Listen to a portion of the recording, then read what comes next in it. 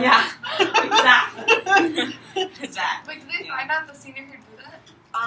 Yes, I don't remember the name, but yes, I did know who it What was. happened to her? I doubt anything. I don't think the I administration knows. They can't do anything? And if the administration knows, it's not like a bunch of creepy people came on campus, so it's fine.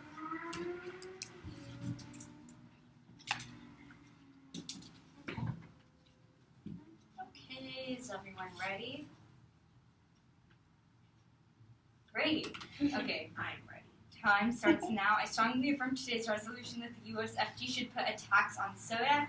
So soda is is any beverage that is carbonated water with added sugar. So the plan is that the actors, the United States federal government, putting a tax of 1 penny per ounce, which would translate to approximately a 15 to 20% price hike. This would be an excise tax, meaning that the manufacturer would be paying money to the government. This would translate into increased prices for customers, so this is not a sales tax. This is going to be implemented nationally, and the money that the government gets from this tax will be going into a fund to provide healthy lunches at schools for children. So going into the first contention of reducing obesity. So what we see today is, according to the National Institute of Health, 1/3 of adults are obese and 1 in 6 children from 6 to 19 is obese. So we see that there is an epidemic of obesity in America today, which leads to a ton of different health problems, including a risk for diabetes and heart attacks. So we see that this is incredibly damaging to the quality of life because it increases the risk for diseases that could potentially be fatal. What we see is that in modern day, we are adding a lot of sugar to our diet, and according to the 2010 dietary guidelines for Americans, 36% of our added sugar consumption comes from soda. So what we see is that soda, because it contains a lot of sugar, it's contributing significantly to obesity. Now, why it's soda in particular is that soda, when you consume it, it doesn't make you feel full, which means that you could be consuming these calories, but you wouldn't feel full, so you'd eat more anyway. So this leads to weight gain, which again leads to obesity and problems such as diabetes and a risk for heart attack. So the link would be that the plan passes, and because of this, we would see the price of soda would go up. Soda is not a necessity for people to live. So when we see the price of something that we don't necessarily need to live, such as a luxury product, go up, we buy less because we don't immediately need it and it's less convenient for us to buy it. And 15 to 20% is a sizable difference. So people will be buying less soda because of this increase in price. So the impact of this would be driving down soda consumption, which would decrease obesity and all the health problems associated with it. According to the New York Times, an estimate saving of $30 billion in healthcare costs because less people would be having problems such as diabetes. And we would be gaining at least $13 billion annually from the taxes and money that we would be getting from this. So we see that people's quality of lives are going up because they're not constantly living in fear of disease because of obesity. Yes? So with this tax hike, why would people not stop buying soda? If they truly like it, wouldn't they just be willing to keep buying it even with this? Because it's not a necessity for them, so if it becomes more inconvenient for them to buy it, they won't keep on doing it because it's so inconvenient. So, going on to our second contention, that of healthy food in schools. So right now what we see is that school lunches, people who have school lunches are more likely to be obese, have more than 2 servings of fatty food a day, less than 2 servings of fruit, less than 2 servings of vegetables, higher cholesterol, and participate in less exercise than people who have healthy lunches from home. And schools currently don't have the money to be investing in healthy lunches. So the link would be that the plan passes, and because of all this money that we have gained from the soda tax that we are putting in this fund for healthy lunches at school, we would see that schools throughout the country would be having healthier lunches and meals. So the impact of this would be, once again, fending off obesity. It would mean that because children are having more nutritious food, they're more going to be able to focus and work during school. This would also mean that disadvantaged children whose parents might not have the time to prepare a healthy lunch, that if they get lunches from school, that they'd also be receiving healthy nutrition, which would solve for the gap we see today where poor people are disproportionately obese because they don't have access to healthy foods. So, yeah, I strongly affirm today's resolution.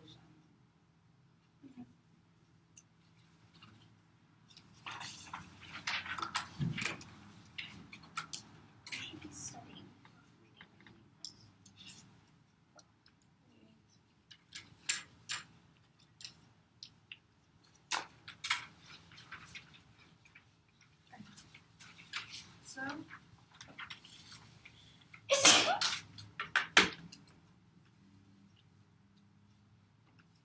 all right. So, is George ready? Partner? You don't have a partner. Okay. So, time starts now. As the first speaker of the negation team, I strongly negate today's resolution. The USFG should put a tax on soda. So, we agree with their definitions. Land tax. Okay.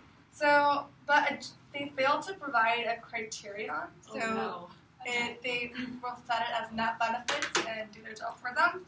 So going on to their first contention, which is that about obesity, and they talked about how currently we're in this epidemic, and by raising prices, we're going to see that people are not going to really buy soda. So when I questioned the first speaker and asked why would people not be willing to buy soda, they put it as, oh, it would be more inconvenient, and because of the price hike. But what we see here is that because people like this product, they're going to still be buying it. Or here's another thing that the app has clearly missed, is that people can easily replace the calories that they get from soda from another sugary drink, whether it can be juice products or other sugary items such as brownies and cakes. And all of the calories that are gained by soda can easily come from other sources, which is why this tax wouldn't necessarily contribute to lower obesity, because people can easily just replace those calories.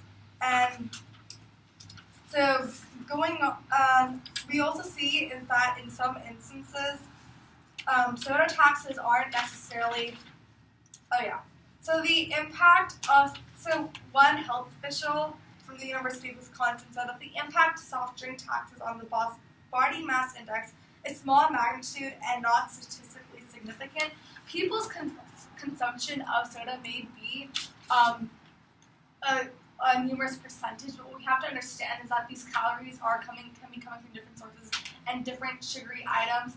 So what we see here is that this targeting the problem isn't necessarily targeting this in one aspect isn't going to really change it.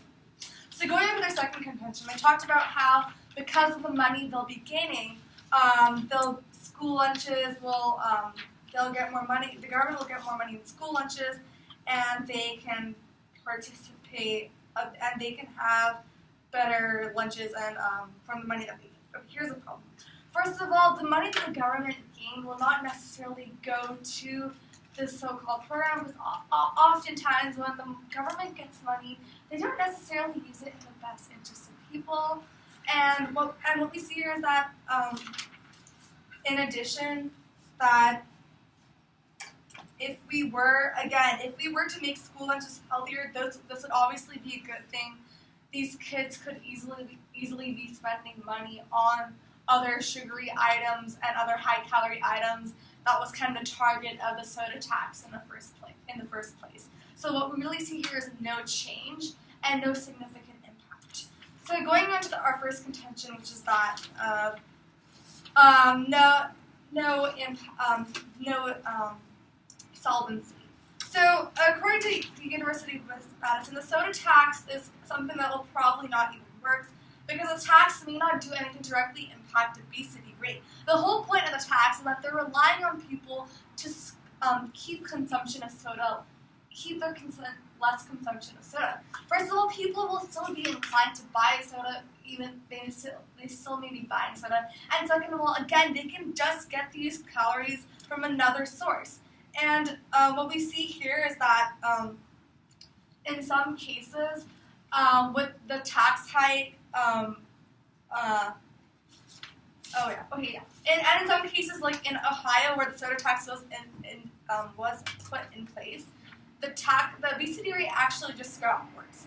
So what we see here is that there's no direct correlation between the soda tax and lower obesity rates, because there is no direct link on why people actually recorded to be buying less. And even if they're buying less, data fails to realize that people can easily get consumption of these same calories and these same sugars from other sources. So the link here is that if people are getting their calories from other sources,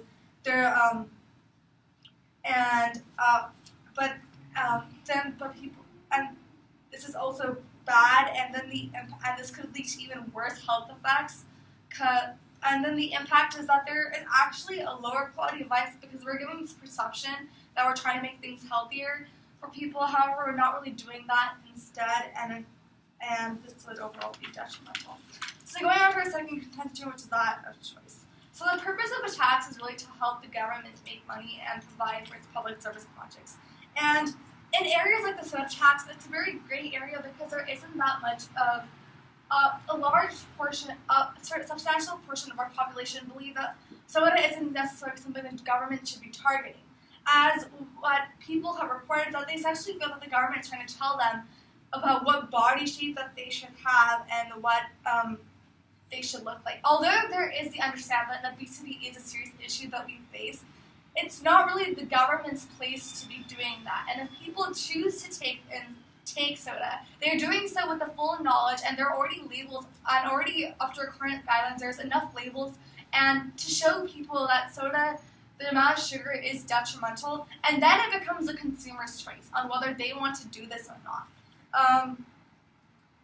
And again, it's not really going to encourage people, again, to have a healthier diet per se, just by having a soda tax.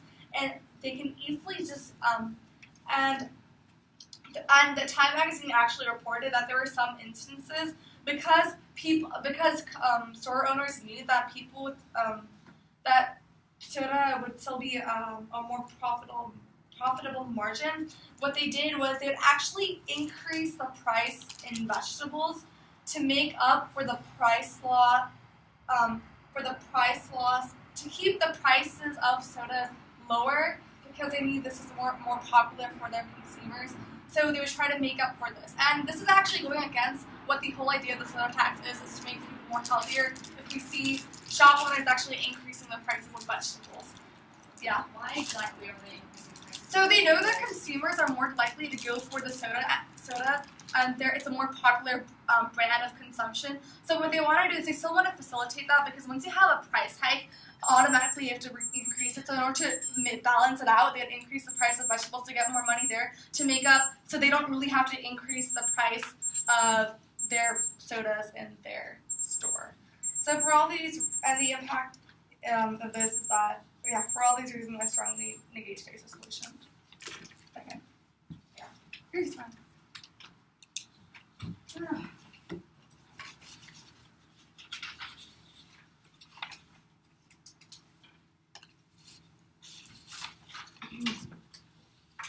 Okay, affirmative case, then negation.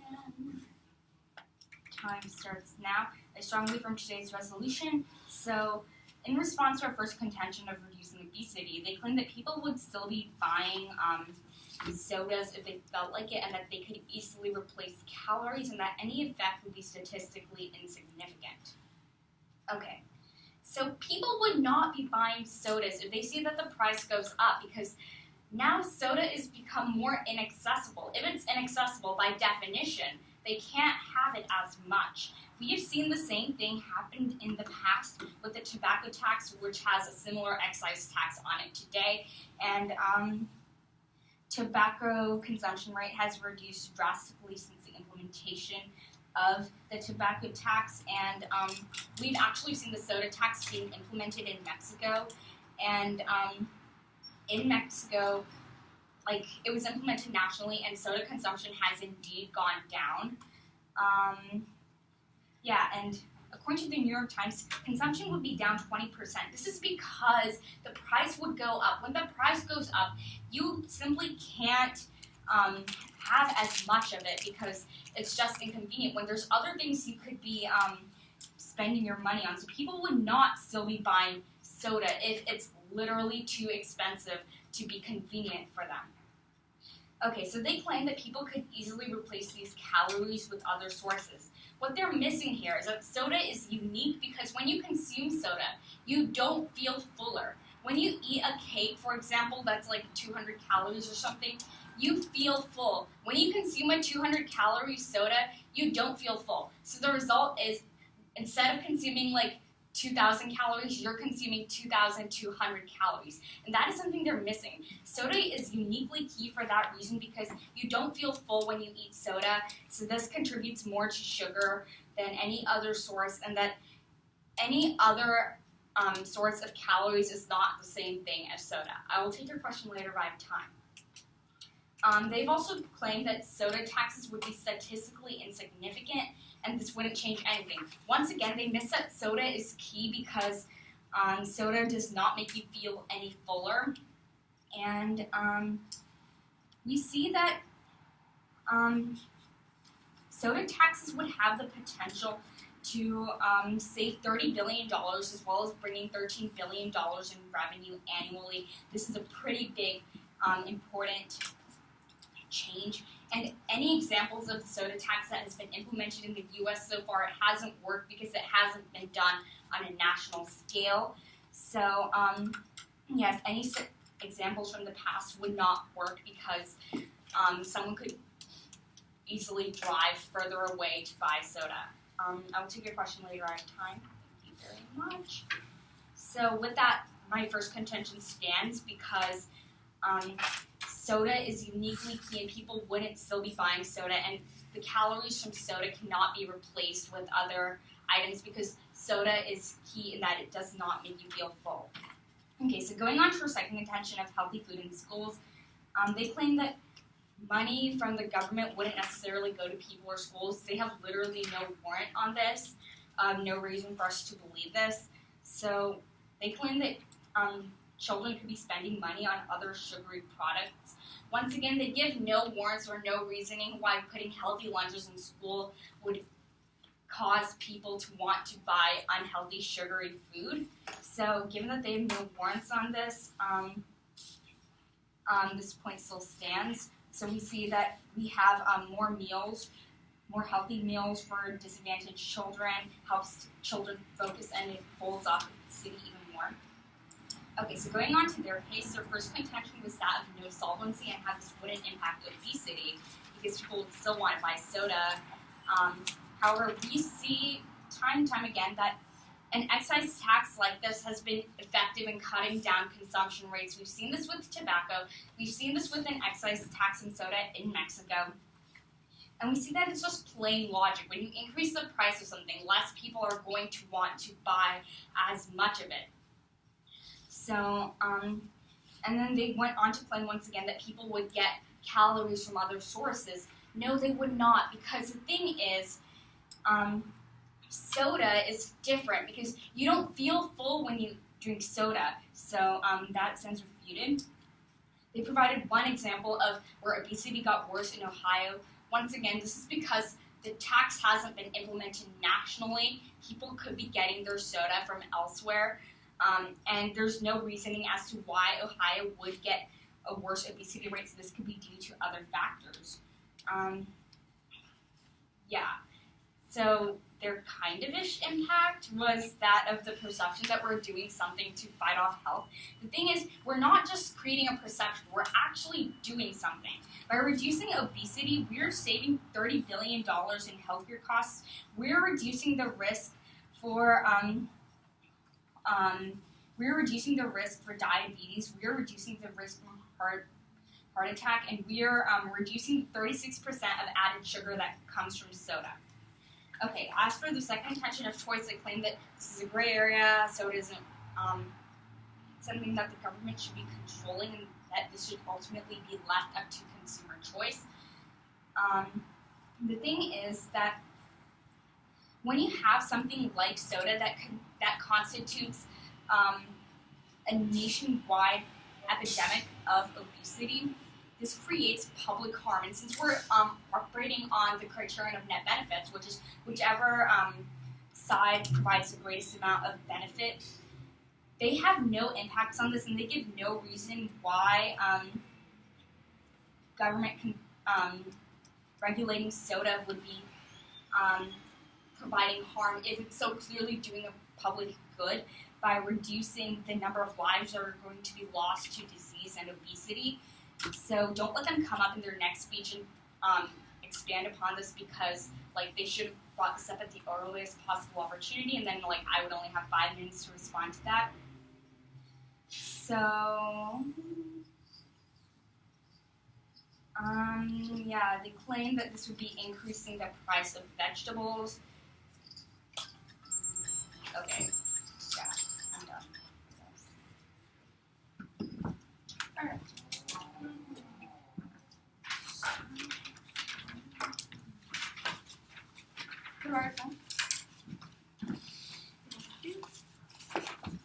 Judge ready? Judges? Okay. So.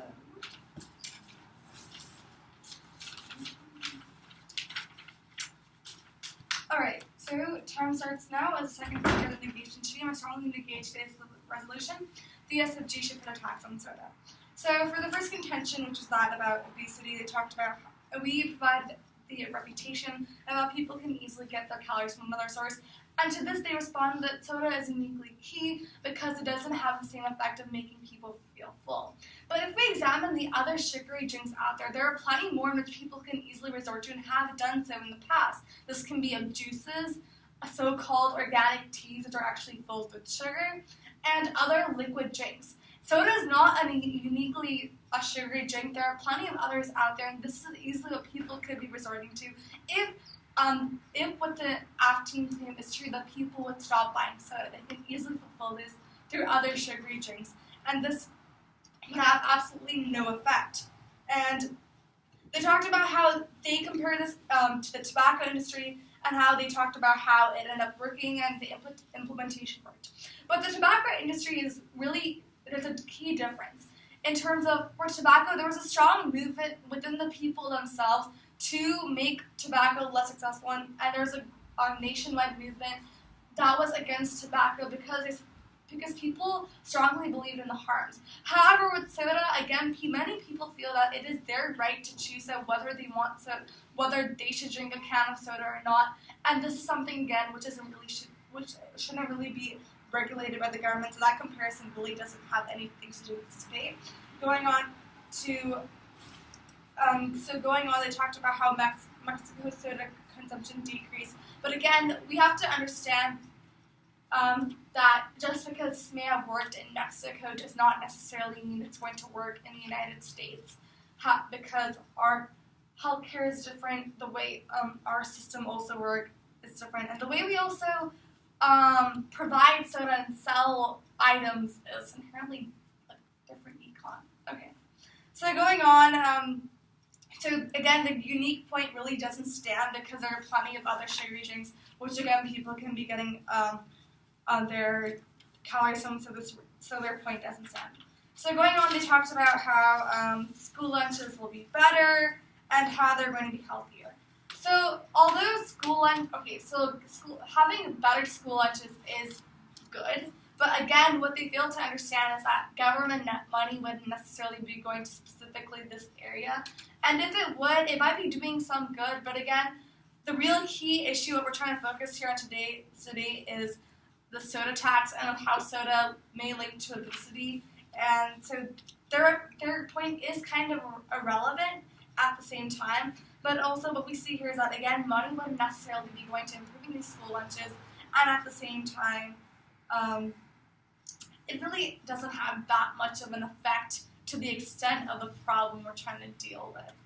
So going on to our first contention, we talked about how the soda tax may not even work, and they talked about taxes have been effective And again, they fall back on their uniqueness point of sodas being uniquely different because it doesn't have the same effect. But again, I will repeat, there's so many sugary drinks out there that are not just soda, but it can be in the form of juices or even teas, which have approximately even the same amount of sugar that sodas can have, though it's under the label of juices. Sorry, I don't have this time. I have to get through the rest of my speech. So what we see here is that they can easily be getting from another source, and this would inherently have no solvency whatsoever, and the impact would be a perception that we're trying to do something to change this, when in fact we're not. And again, people, this would hurt people detrimentally. And they talked about how $30 billion would be saved in healthcare from obesity. But this is again assuming that soda actually has an effect on, tax on soda actually has an effect of obesity. Throughout the case, they've provided statistics on how soda consumption may decrease, but they never provided any clear link how soda tax has equal to a obesity decrease. They're trying to use logic, but however, what they fail to realize is that soda isn't the uniquely key sugary drink. There are plenty of others out there which people can easily resort to, and these do actually have similar amounts of sugars in them, though they may be have the perception of juice and therefore healthier.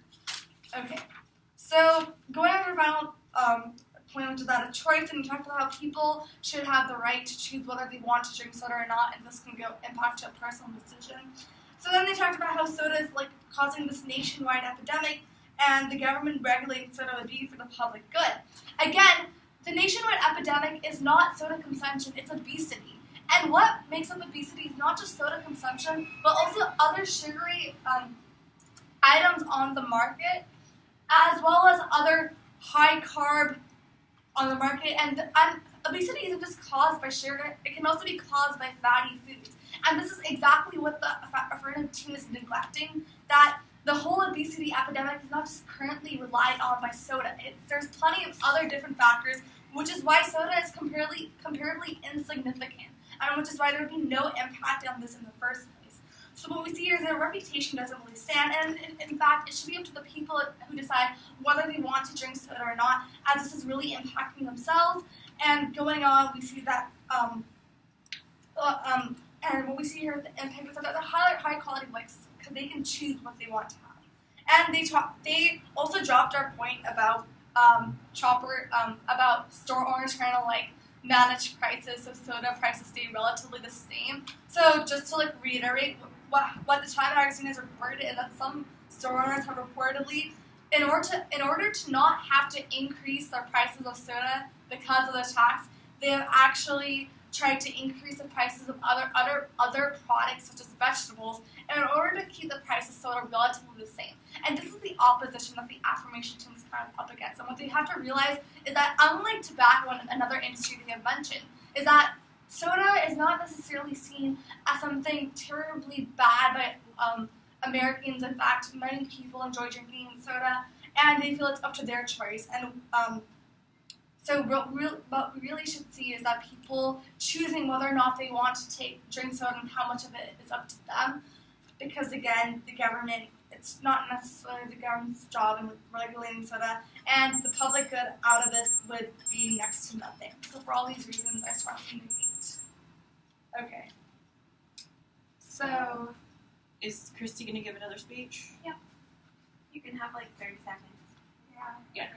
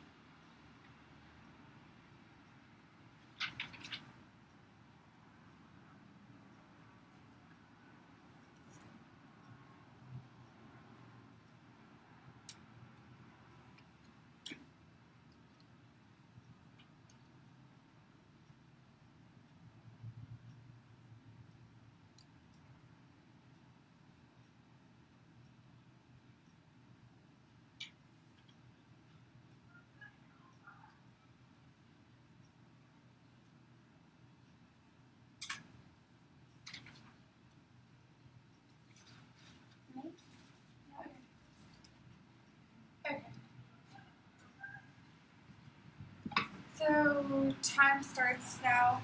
Oh wait, no, not now. Not now. Okay. My time. Sorry, it was on 7 minutes. Okay. Sorry. Time starts now. So as a final speaker of the negation team, I strongly negate today's resolution. The USFG should put a soda tax. Okay, so what the AF team's case has pretty much fallen down to is the fact that soda is inherently somehow unique compared to other sugary items because soda has that distinct feature that makes people feel less full. But what the AF team has also failed to realize is that there are plenty of other sugary drinks out there that also do contribute, that people can easily rely on to fulfill the calories that they may be missing, even if consumption were to decrease. So what we have to understand is soda is not inherently different from any other sugary item. It is an item just like other juices out there and so-called healthy teas that are actually filled with sugar. So again, what we see, so people can easily go to these other items and calories, and although the app may try to claim at least they're trying to make some sort of impact, what we have to understand in the grand scheme of the obesity epidemic, sugar is just one part of the problem. We also see that there are also fats and higher fatty foods and higher carbohydrates can also contribute to obesity. So for the government to be specifically targeting this one tiny percentage, which is that of soda, is completely ineffective and does really no good for the community. Because the government is just setting this perception that we're solving this problem, when in fact not, because soda is just such a tiny, tiny portion of what can contribute to obesity. So, and again, although the app has provided some statistics about and the app may provide them again how soda consumption a soda tax has led to decrease people buying sodas. Again, people can still, they have not really provided any evidence on how a decrease in consumption has led to a specific decrease in obesity because of this lack of soda. Again, people can fall just to different ways to gain these calories or even turn to other types of foods which have more carbohydrates or even more fat. And again, there are other sugar drinks on the market. So just to quickly address the school lunch point, they really have no impacts on that. They talk about healthier lunches, but again, the real problem we're trying to address here is the impacts of a soda tax. And though they claim they're going to be getting all this money for healthy school lunches, again, the government has really no liability on why they should be putting all this money to there.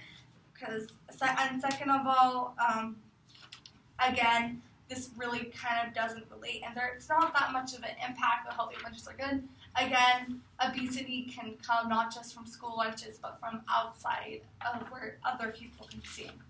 So, going on to one of the next biggest points, which is that of choice. So what we have to understand is that it is true obesity is a problem in our nation, but putting a soda tax isn't the right way to solve this. Unlike other industries, such as the tobacco industry, there isn't this huge wide support to put this tax on soda because many people feel it is their choice on whether they want to consume that can or not. And,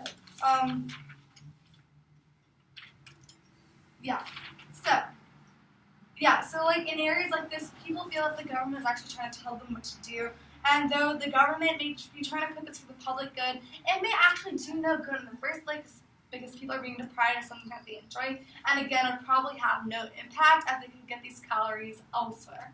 And finally, the affirmation team has also dropped in today's round, and what should be taken into consideration is that shop owners understand where their market lies, and they also understand that soda is a big market. So what they have done in the past, as Time Magazine has again reported, is that they have purposely made the price of other products higher, so they don't really have to increase the price of soda because of the tax, and therefore they can still make money. And this is exactly kind of going against what the app is trying to see, which is lower obesity, because if they're making prices higher for healthier foods such as vegetables, it's kind of going against the purpose. And this is exactly what a soda tax has caused in the past. So going on, what we see is that the neg is winning in the case of effectiveness because we have clearly shown how people can resort to different areas to get their calories, and we have also shown how how store owners have made it easier, have made the price differential not matter so much so that their consumers can get their product. And we also won in the case of choice, which has barely been touched, and showing how people should be able to choose whether they want to buy that can of soda or not. For all these reasons, I strongly negate. Okay. Thanks. Okay. Okay. Time starts now. So, strongly from today's resolution, I'm going to be going over key issues in today's round. So, our first issue is that of soda's unique properties. What the negation has failed to understand time and time again is that soda does not make you feel full when you consume it. Other sugary drinks do. You drink a sugary tea or sugary juice, and you feel it. You feel, oh my god, I'm so full, I can't eat anymore. I said this repeatedly. That soda is literally key. said this like 5 times. Willie's probably sick of hearing it over and over again. I'm sick of saying it. Okay. Time starts again. Okay. So we see that soda is different from these sugary juices or teas, and soda is going to be important for stopping this epidemic. Because the thing is, you can drink a soda and be like, I'm going to eat a donut now. You can't drink one of these other sugary beverages and decide, I'm going to eat a donut now, because you'll feel full. You can't just decide to eat 2 donuts or whatever instead of eating a soda, instead of drinking a soda, because then you'll be like, oh my god, I can't eat anymore. So soda is uniquely key because it means people are going to be consuming more calories because they don't feel like they've consumed that many calories. Well, the same is not true for other sugary beverages or other sugary items. And the negation misses this. And this is why you'll be voting affirmation, because soda is uniquely important if we're going to be stopping this epidemic of obesity in our country. Okay, now let's talk about the criterion of net benefits, which is the greatest amount of good for the greatest amount of people. So the burden of the negation was to prove that the affirmation plan would be contributing more harm than it would be contributing good. Now let's go over the negation case. They pretty much said that we have no solvency, but they have not proven in any way how our implementing this plan would be making it worse than what we already have right now. They give you something about choice, but the fact is that if we're going to be implementing this plan, we are going to be increasing the amount of good for people because there's going to be less obesity. Because once again, sugar consumption is key to this. So we see that if our plan is going to be creating this good, and if the negation has not failed to provide any way that this would be detrimental, choice doesn't really matter under this criterion if our plan would be contributing good, and they have no impacts on the second contention of choice on how this would be harming the people of America as a whole. So so going on to impacts now. So for the affirmation, we give you clear impacts of reducing obesity, increasing government revenue, saving money in healthcare costs, providing better food for school, which could bridge the gap between disadvantaged kids and better off kids. Whereas the negation team comes and tells you that, oh, yes, the affirmation impacts aren't going to happen. What the negation is pretty much saying is that we should be sticking with the status quo since they haven't provided any alternate counterplan. This means that they're advocating for a world in which 1/3 of adults are obese and 1/6 of children are currently obese because soda isn't doing enough. They clearly come up and say this in their voter speech that the soda tax isn't the right way to solve this because they can get calories from other sources. This isn't doing everything. People still get obese from fatty foods or carbohydrates. The thing is, they're literally saying right now that because our plan doesn't solve for anything, we shouldn't be doing it. The thing is, they're advocating for the status quo, which is a world in which 1 in 3 people are obese. So if our plan has any single chance of solving, which we show you it does through logic, that should be a reason for you to be voting affirmation today, because we give you even a chance of our impacts of saving lives through reducing obesity, and the negation just comes up here, says that's not going to happen without showing any reason why our plan would be any worse than the status quo. So you see that what we have right now is a try or die situation. So, yeah, just to sum it up, because we have proven through logic that that a tax on soda would decrease soda consumption, which would decrease obesity because people are consuming less calories, and because we've shown that this was a positive benefit, whereas the negation hasn't shown any detriment to our plan, and it's not going to be worse than the status quo in any case, you should be voting affirmation today.